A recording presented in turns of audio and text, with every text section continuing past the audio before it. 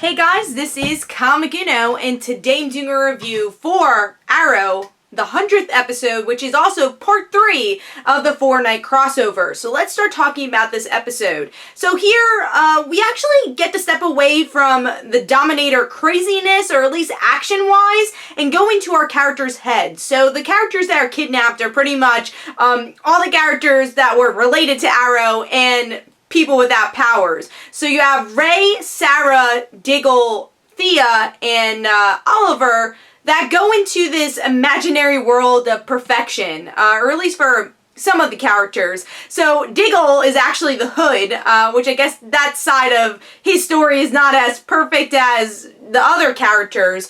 We have Ray that's married or getting married to Felicity. Laurel's back, getting married to Oliver. And Thea has her parents. And Sarah was never an assassin or never even dated Oliver.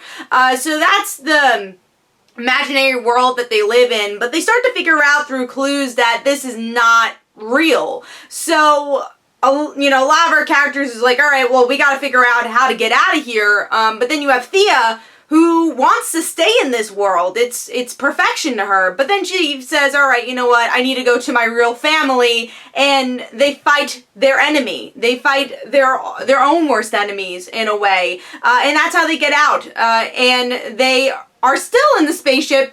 No way to get out, but then the Wave Rider saves them. So Nate to the rescue, and now they're figuring out a little bit more about the Dominators and why they did this in the first place. And that's how the episode ends. The other side of the episode deals with the new recruits, or at least some of them. Surprisingly, Artemis is not in this episode at all, and no one questions where she is. And we get to see Supergirl and Flash working with the Arrow, and I guess Cisco too, working with the Arrow team, trying to save the rest of Team Arrow.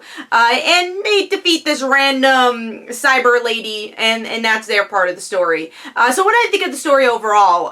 This is probably one of the best episodes of Arrow ever. Definitely one of the best episodes of Arrow in a very long time.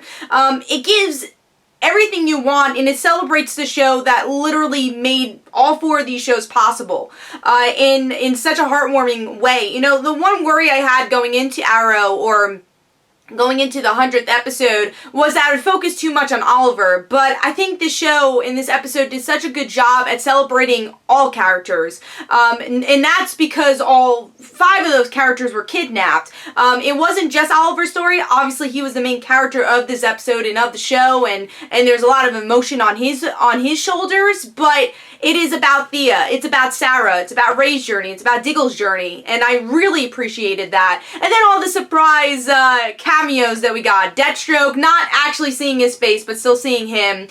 Even the ending where you get to see all those memorable lines of the characters that were left behind, but were part of Oliver's journey. Laurel, I kind of wish we got a little bit more of Laurel, because I feel like she was kind of used as a plot device, but in a way, I thought that was okay.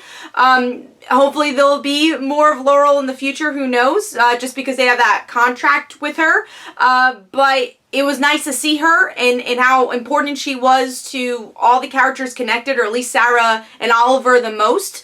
But yeah, I was really surprised, not even surprised, I knew it was going to be a good episode, but it kind of even went above my expectations with the emotion. And I kind of want to talk about each character, or at least the 5 characters here. Diggle being the Hood, I thought was really cool. That was kind of a nice twist, still having the Hood. And then we had Ray, which I loved Ray and Sarah. As someone who's been watching Legends of Tomorrow, does a Legends of Tomorrow podcast, and definitely respects the show. It was great to see that friendship and how much they've grown together. I thought that was really nice, as that's when they started remembering stuff. And then Sarah just being all assassin, or learning how to be an assassin again, was really cool. And then, I think the strongest moment of this episode, though, was between Thea and Oliver. That was a tearjerker, where Thea is finally happy. That's what she's been searching for, and she just wants to be with her family and is ready to leave Oliver behind. And there were moments I kind of wish that they had more time not to be off screen, like Thea figuring out her memories again, and again, Thea figuring out, no, wait, this is my family. Kind of would wish that there was some on-screen moments there. But still great. And again, another powerful moment in action-wise was one of the best action scenes they've done was Thea going against Malcolm, Oliver going against Deathstroke, Sarah against Damien Darhk. And then I guess Ray, they didn't really know who to go against, so they were like, here's a random minion, because he's never really had an arch nemesis. But then Diggle going against the Hive characters because of Andy. That's where I say this was such a strong episode, that it wasn't just about Oliver's demons, it was about the whole cast's demons. So I applaud the show for doing that, because my complaint for season 5 so far has been that we've had these new recruits to kind of take over time, and you don't get to see the moments that we've grown with these characters. There hasn't been arcs for our other characters, and here it proves that Arrow can do it. Let's see Thea have an arc. Let's see Diggle have it, their own arcs, because they're strong characters. They've been here since season 1, a lot of these characters, so let's see them grow even more. There's a lot of powerful moments tonight with that, so I was glad. My only negative, I guess, is, yeah, it's still a crossover episode, and you don't get as much of the crossover, but at the same time, that's not my complaint. I didn't want more of the crossover here. It should have been just the 100th episode for Arrow, because it is a celebration of that show. And I'll actually say the negative was when they did try to go back to outside of the illusion, when we had the new recruits, which again, not a big fan of.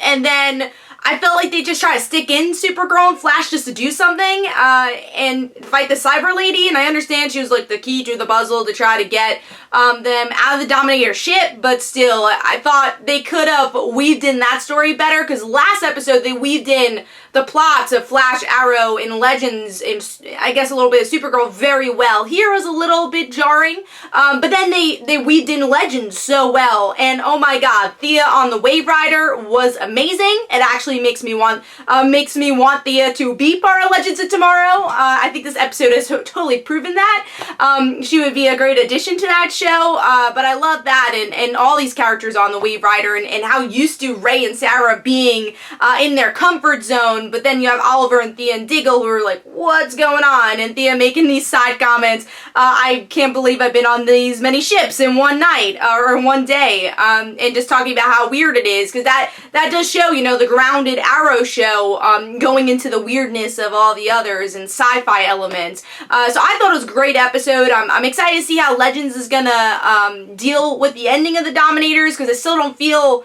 we know a lot about them, but at the same time, I'm okay with that. I don't need to know a lot about them. It's about the characters and the team teaming up, and so far they've done a great job with that. So one of the best Arrow episodes I've seen in a very long time. A great way to celebrate Arrow, and it reminds us, well, at least reminds me, why I love this show, and again, why it's a special part of the DC TV lineup. So hopefully you guys enjoyed. This is Comic Uno. Don't forget to follow me on Twitter. Don't forget to like my Facebook page. Also, description below, there are links for my comic book, Like Father, Like Daughter. And don't forget to like the Facebook page of Like Father, Like Daughter. I'll see you guys later. Bye.